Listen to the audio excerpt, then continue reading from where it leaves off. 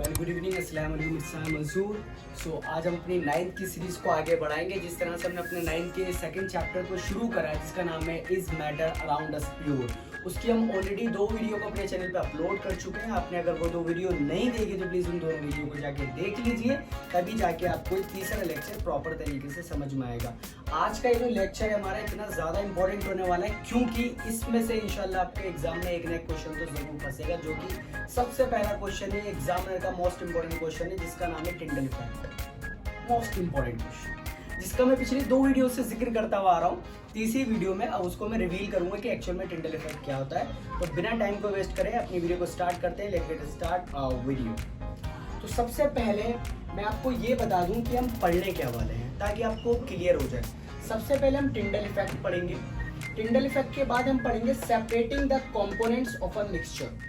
जैसे कि हमने मिक्सचर को पढ़ा है पीछे वीडियो के अंदर, दूसरी वीडियो के अंदर, पहली वीडियो के अंदर हमने मिक्सचर के बारे में पढ़ा है। अगर आपने वीडियो नहीं देखी तो जाके देख लें। मिक्सचर क्या होता है? 2 और 2 से ज्यादा कंपोनेंट्स को जो आपस में मिक्स कर दिया जाए, जो आपस में मिला दिया जाता है तो उसके सॉल्यूशन को हम मिक्सचर बोलते हैं। ठीक है, तो मिक्सचर को अलग करने के कौन कौन से प्रोसेस हैं? तो मिक्सचर को अलग करने का पहला प्रोसेस है एवोपरेशन। ठीक है, दूसरा प्रोसेस है हमारा सेंट्रिफिकेशन। ठीक है, और तीसरा प्रोसेस है हमारा सेपरेटिंग फर्नल। ठीक है, 3 प्रोसेस हैं। इसके अंदर हम बाय इमेज में आपको बताऊंगा, इमेजेस भी आपके सामने चलेंगी, जो इमेजेस से आपको फिगर से बिल्कुल क्लियर हो जाएगा कि भाई एक्चुअल में इन सब में हम इनको सेपरेट कैसे करेंगे। उसके बाद इनकी एप्लीकेशन भी है सबकी। देखिए, application of the evaporation, application of centrifugation, application of funnel. ठीक है, तो हम अपनी वीडियो को स्टार्ट करते हैं। तो पहला पॉइंट हमारा है टिंडल इफेक्ट, जिसके अंदर है the phenomena of scattering of beam light due to the presence of colloidal particles. अगर आपने दूसरी वीडियो को नहीं देखा है तो आप दूसरी वीडियो को देख लीजिए। अगर आपको कोलाइडल जो है वो पार्टिकल्स सॉल्यूशन पता लग जाएगा। कोलाइडल पार्टिकल्स क्या होता है?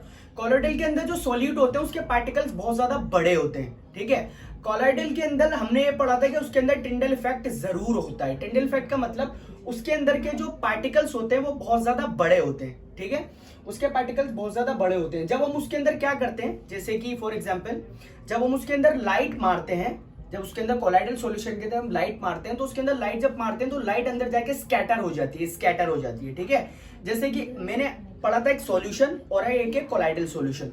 सॉल्यूशन के अंदर जब लाइट मारोगे आप, उसके अंदर की लाइट जो है स्कैटर नहीं होगी और नई आपको लाइट जाती हुई दिखाई देगी सॉल्यूशन में से। लेकिन कोलाइडल में जब आप लाइट मारोगे तो आपको स्कैटर होती हुई दिखाई देगी और जो लाइट ऑफ पथ है वो भी आपको इजीली दिखाई देगा। ठीक है, और आपके सामने स्क्रीन पे जो ये फोटो आ रहे हैं आप देखिए। सबसे पहले एक विंडो है, उस विंडो में से देखिए लाइट निकल रही है। ठीक है, आप लाइट निकलते हुए देख रहे हो, आगे जाके क्या हो रहा है, वो स्कैटर हो रही है। स्कैटर क्यों हो रही है? क्योंकि कमरे के अंदर डस्ट के पार्टिकल्स हैं जो बहुत ज्यादा बड़े हैं, जो लाइट को स्कैटर कर रहा है।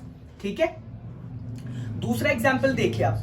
दूसरा एग्जाम्पल आपके सामने है एक फॉरेस्ट का, डार्क फॉरेस्ट का। डार्क फॉरेस्ट के अंदर जो है वो लाइट किस तरीके से लाइट स्कैटर हो रही है? क्यों हो रही है? क्योंकि वहां पर जो है वो फॉग है, उस फॉरेस्ट के अंदर फॉग है और फॉग के पार्टिकल्स बहुत ज्यादा बड़े होते हैं जिसकी वजह से लाइट जो है स्कैटर हो रही है। तीसरा एग्जांपल देखिए, हमारे सामने 2 बीकर है, एक सॉल्यूशन का है, एक कोलाइडल का है। सॉल्यूशन में से हमने लाइट मारी तो हमें पथ नहीं नजर आ रहा है, हमारा लाइट का पथ नजर नहीं आ रहा और नहीं हमारी लाइट जो है स्कैटर हो रही।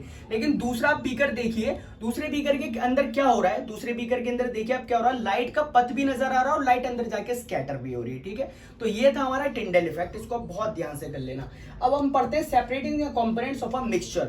मिक्सचर को कैसे सेपरेट करते हैं? तो सबसे पहले evaporation. In this process we can separate 2 components of mixture in which 1 can evaporates. इसके अंदर जो आपके 2 मिक्सचर होंगे, मिक्सचर के अंदर जो 2 आपके कंपोनेंट्स होंगे, उनको उनमें से एक कंपोनेंट्स को एवोपरेट्स कर दोगे, मतलब वो भाप बन के उड़ जाएगा। जैसे कि फॉर एग्जांपल मैं इसका एप्लीकेशन बताता हूं। Application of evaporation, we can get dye from ink by evaporation.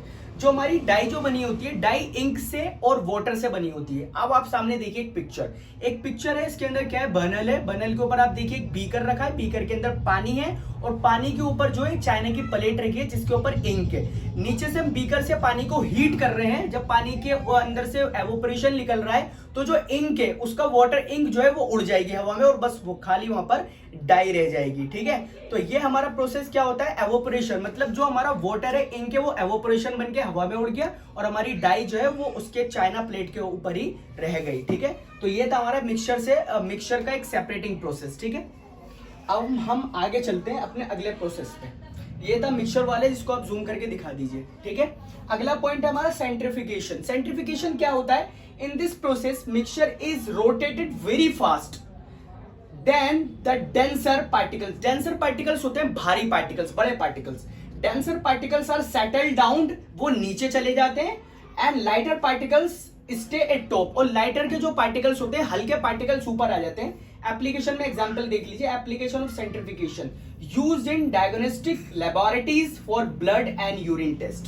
आपके सामने एक पिक्चर आ रही है, उस पिक्चर पर आप देखिए कि एक जो है वो मशीनरी है, उस मशीनरी के अंदर दो टेस्ट ट्यूब रखे हैं, जिसके अंदर एक ब्लड, दोनों टेस्ट ट्यूब के अंदर ब्लड है। ठीक है, एक टेस्ट ट्यूब के अंदर आप जब मशीन के अंदर बहुत तेज से आप टेस्ट ट्यूब को हिलाओगे तो हमारा ब्लड जो है वो कितने कंपोनेंट से बनता है, उसके अंदर प्लाज्मा होता है, उसके अंदर व्हाइट ब्लड सेल होता है और उसके अंदर रेड ब्लड सेल होता है। जो रेड ब्लड सेल है, ये देखिए बहुत तेज मशीन के हिलने पर उसके अंदर क्या है, रेड ब्लड सेल नीचे हमारा रह गया, और जो येलो ब्लड सेल है जिसको प्लाज्मा बोलते हैं, उसके पार्टिकल्स होते हैं बहुत ज्यादा हल्के, लाइट, तो वो ऊपर आ गए। ठीक है, रेड ब्लड सेल नीचे रह गया और जो येलो वाला ब्लड है वो ऊपर आ गया, क्योंकि उसके पार्टिकल्स छोटे होते हैं। ठीक है, आप पिक्चर पे आराम से देख सकते हैं। दूसरा पॉइंट हमारा क्या है, use to separate butter from milk. ये तो यार क्लियर एग्जांपल, अगर आप एक दूध को जो है मिक्सचर में, उसमें मिक्सचर के अंदर डालते हो, आप दूध को जब हिलाते हो तो दूध जो है उसका लिक्विड जो है, लिक्विड के पार्टिकल्स हैवी होते हैं तो वो नीचे सेटल डाउन हो जाते हैं, क्रीम ऊपर आ जाती है।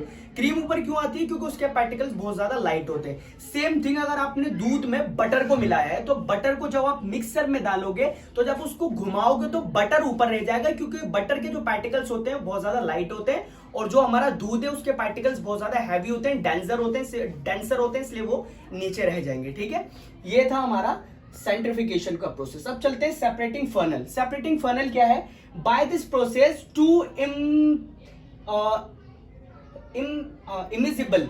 two immiscible liquids separate out in layers depending on their densities। अब देखो, इसको भी आप पिक्चर की सहायता से समझिए। ठीक है, क्या पंगा है, इसके अंदर दो ऐसे लिक्विड को आप मिक्स करते हो जो आपस में कभी भी मिक्स नहीं होते, वो लेयर के अंदर आपको अलग ही दिखे। देखो आपके सामने क्या है, एप्लीकेशन देख लेते हैं इसकी क्या है, application of the separating funnel, separating of oil from the water. आपके सामने क्या है, आपके सामने एक फर्नल है, फर्नल के अंदर आप देखिए क्या है, फर्नल के अंदर जो है वो नीचे एक टैप लगी हुई है और ऊपर जो है वाटर है और ऑयल है। ऑयल की लेयर आपको बिल्कुल अलग दिख रही है और वाटर की लेयर आपको बिल्कुल अलग दिख रही है। ये ऐसे लिक्विड हैं जो आपस में कभी भी नहीं मिल सकते। ठीक है, तो आप क्या करोगे, आप नीचे टैप से जो है पानी को निकाल दोगे और ऑयल ऊपर सेपरेट हो जाएगा बिल्कुल। ठीक है, ऑयल को आप बिल्कुल अलग कर दोगे फर्नल प्रोसेस से और वाटर हमारा बिल्कुल अलग निकल जाएगा। सेकंड एग्जांपल क्या है हमारा, सेकंड है extraction of iron from its ओर।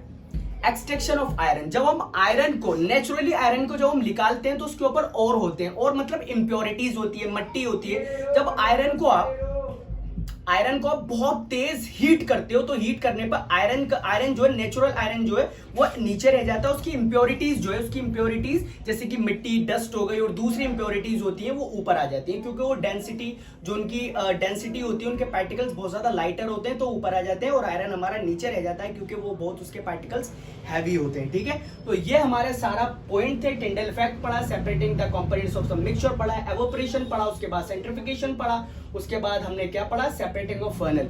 अगर आपको ये सारे पॉइंट्स में कहीं दिक्कत होती है तो प्लीज कमेंट बॉक्स के अंदर बताइए, और आपको वीडियो अच्छी लगी तो प्लीज उसको लाइक करें, शेयर करें, सब्सक्राइब करें, और आप हमारे चैनल पे नए हैं तो प्लीज बेल आइकन को बजा दें ताकि आगे आने वाली वीडियो आपको टाइम पे मिल सके। गर्मी बहुत ज्यादा है, पंखे को बंद करके वीडियो को बनाना पड़ रहा है। ठीक है, कैमरा मैन भाई सबकी धज्जियां उड़ चुकी हैं, हमारी भी ऑलरेडी उड़ चुकी हैं, ताकि आपको सही तरीके से वीडियो हम प्रोवाइड कर सके। तो प्लीज यार एक लाइक तो बनता है। Thanks for watching.